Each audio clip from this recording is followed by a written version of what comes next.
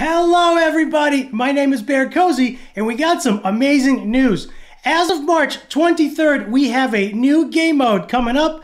We have some patch updates, some UI fixes, and much more. So let's break this down. As you can see in front of me, we have a new mode coming out very soon, and that is Pirate Battle. And this is going to be very similar to QoL's Fire Slam. So if you did not participate in Fire Slam, don't miss this Pirate Battle. Right now, we don't have a whole lot of information on the Pirate Battle, but if Fire Slam has any indication as to what this is going to be, this is looking very cool, and already I'm super excited. In addition to this new unique event, which is coming up in a couple of months, the Ace team also plans to introduce a new event, Guild versus Environment and Real-Time Arena. So that is going to be very interesting to see. And this is from the official Ace Discord. Over the next few days, we will share screenshots of the new game modes. First up, the Pirate Battle. This unique event will be very different from QoL's Flaming Fist earlier this month. And as they start to share more information about this upcoming unique event, I'm sure the players will give them much wanted feedback. So that is going to be very cool. So we are going to be having the new Pirate Battle event, which is going to be cool. And in the next 2 months, the Ace team plans to introduce a new event, Guild versus Environment, and the Real-Time Arena. So I'm very curious to see what Guild versus Environment is.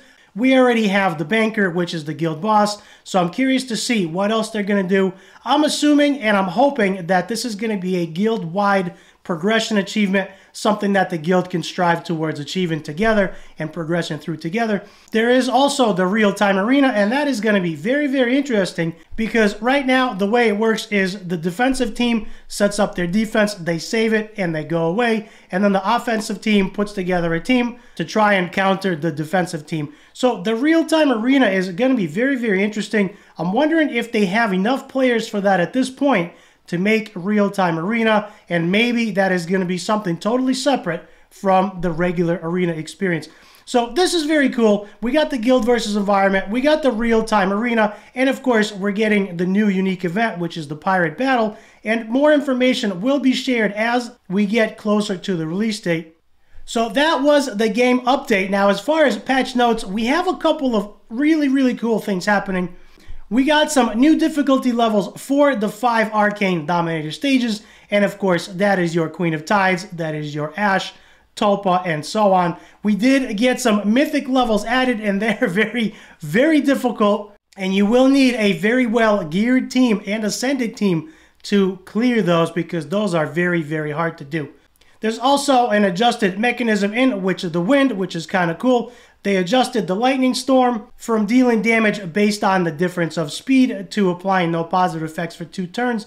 So now Witch of the Wind should be a little bit easier. They fixed an error with the thunder, and they actually adjusted first time clear rewards for the Arcane Dominator stages. Now this currently does not say which stages they adjusted the first time clear rewards.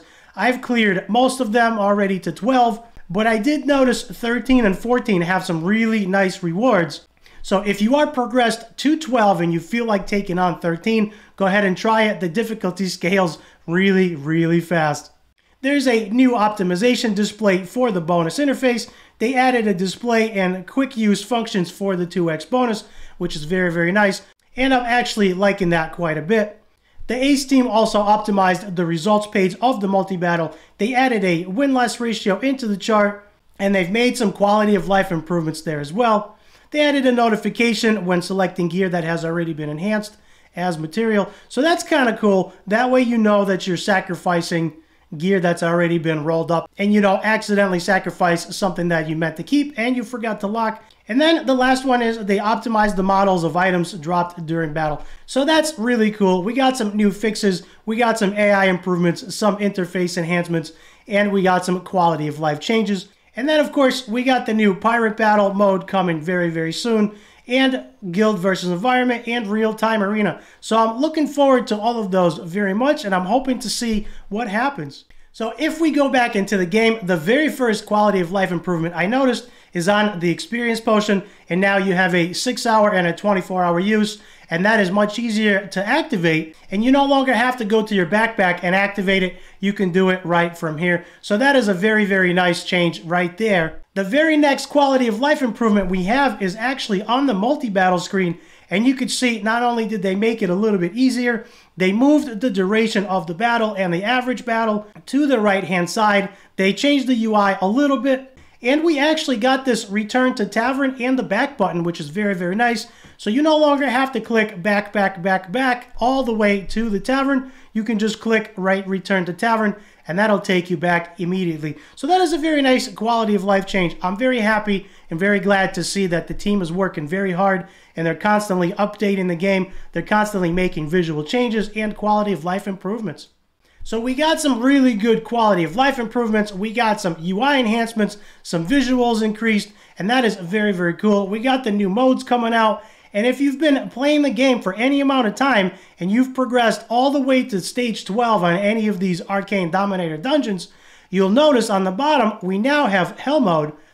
And now you can toggle between normal and Hell mode.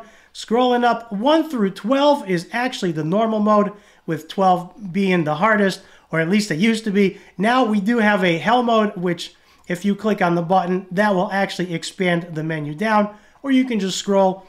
Hell Stage 1 is actually Queen of Tides 13, and Hell Stage 2 is a lot harder than Hell Stage 1.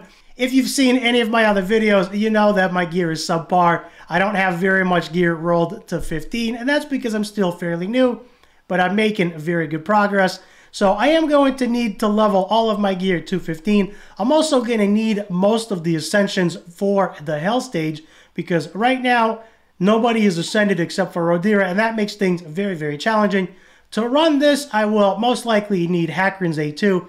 I will most likely need Santus's A5, and then I'll figure it out from there. Hopefully I can get a Blackhorn as a better healer. If I have to use Rodira, all of her gear will have to go to 15, and for that, I need much better substats. But looking on the bottom, as you can see, first-time clear rewards are actually pretty nice.